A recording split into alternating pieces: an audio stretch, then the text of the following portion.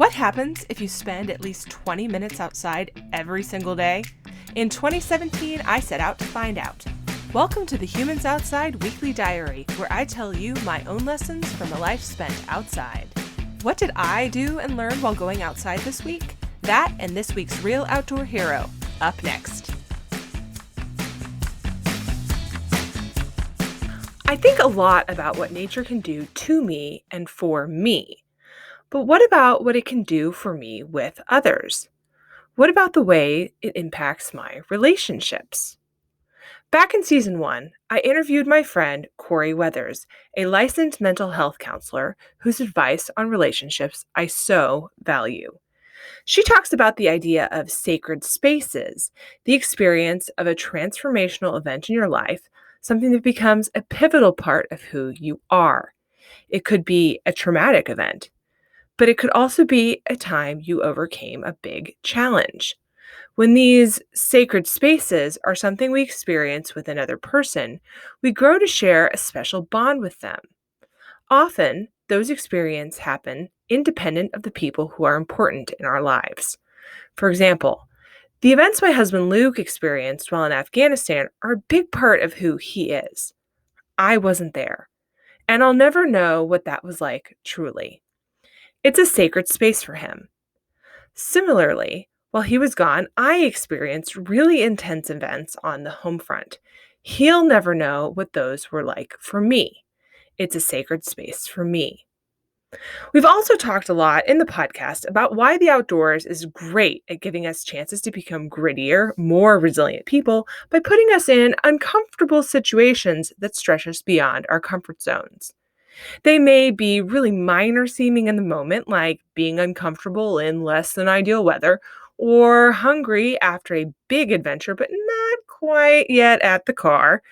Or they might be big, like doing something that scares you, or taking on and moving through a big challenge. If you've ever tackled something outside, a little outside your comfort zone and with other people, you probably feel an unusual sense of closeness with them. Maybe you have some inside jokes created on the trail. Maybe you feel like you have an insight into them the way other people might not, just based on watching them overcome something hard. And maybe they saw you do the same, so you feel like they know you in a different or special way. That experience is a shared sacred space, and the outside is awesome for giving us opportunities to create those.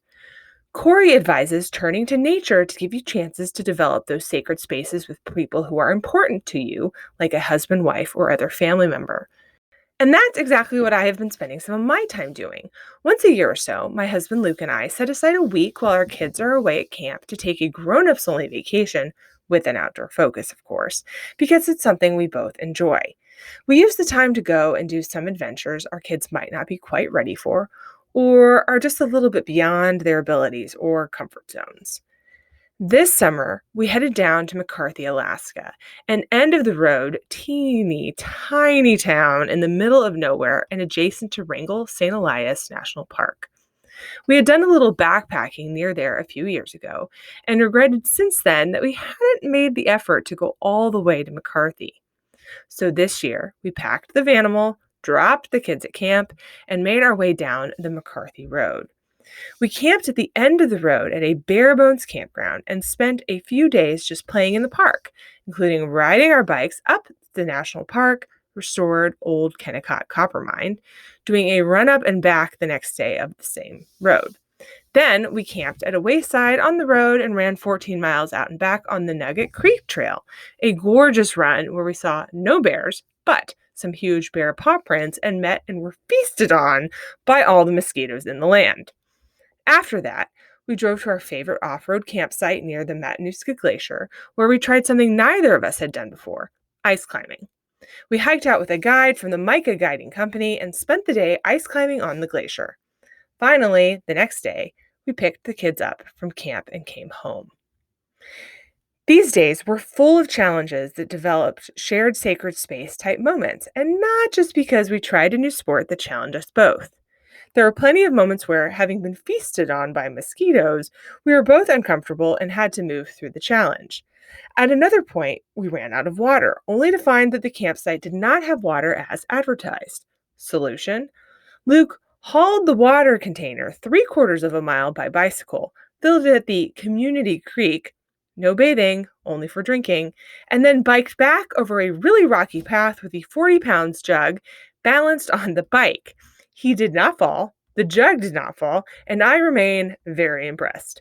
I obviously biked along as moral support and photographer, and for what it's worth, that water was delicious. I like to think that the experience of traveling for a week and having these adventures together improves our relationship.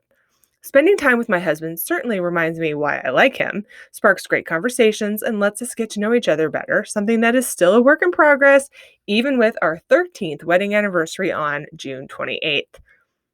I hope you're taking the time to not just get to know yourself by spending time outside during the warm days of summer, but also inviting the people you love there with you so that you can get to know them and they can get to know you. Taking the moments to build those sacred spaces is so worth it. Until next time, we'll see you out there.